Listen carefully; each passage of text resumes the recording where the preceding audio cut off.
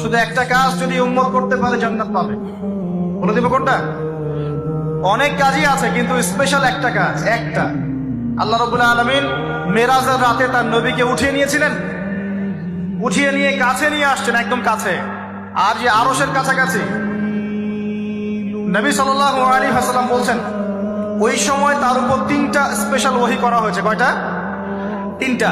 একটা হচ্ছে 50 ওয়াক্ত নামাজ। কত ওয়াক্ত? এটা কমতে কমতে কমতে কত ওয়াক্ত হয়েছে? 5। 5কেও কমানোর জন্য কোন নবী বলছিলেন? মুসা আলাইহিস সালাম বলছেন 5ও পারবে না, কমাই নিয়ে আসেন। 5ও যে পারবে না, মুসা আলাইহিস সালাম কেমন করে জানলেন?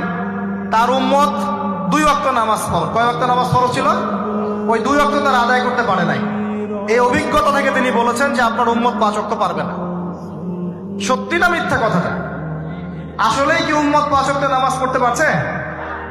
আচ্ছা, যাই হোক, আল্লাহ পাক আমাদেরকে পড়ার তৌফিক দান করুন। দ্বিতীয় ওহী হচ্ছে সূরা বাকারার শেষের 3টা আয়াত। কয় আয়াত? সূরা বাকারার শেষের 3 আয়াত ওহী করেছেন কে? আল্লাহ রাব্বুল আলামিন।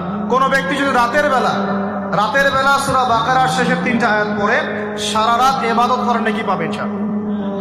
আর 3 নাম্বারটা হচ্ছে স্পেশাল, সেটা হচ্ছে আল্লাহ পাক বলেছেন, হে মুহাম্মদ সাল্লাল্লাহু আলাইহি ওয়াসাল্লাম, বলেন সাল্লাল্লাহু আলাইহি ওয়াসাল্লাম, তোমার উম্মতের